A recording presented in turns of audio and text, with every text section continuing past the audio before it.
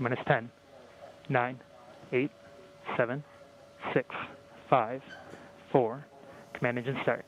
2, 1.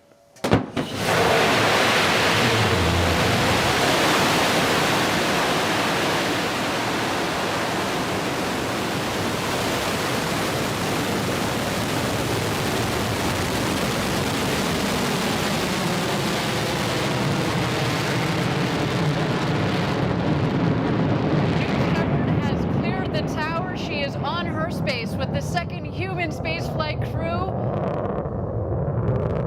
What a launch. We are on our way to Max-Q, the first milestone here on its flight to space.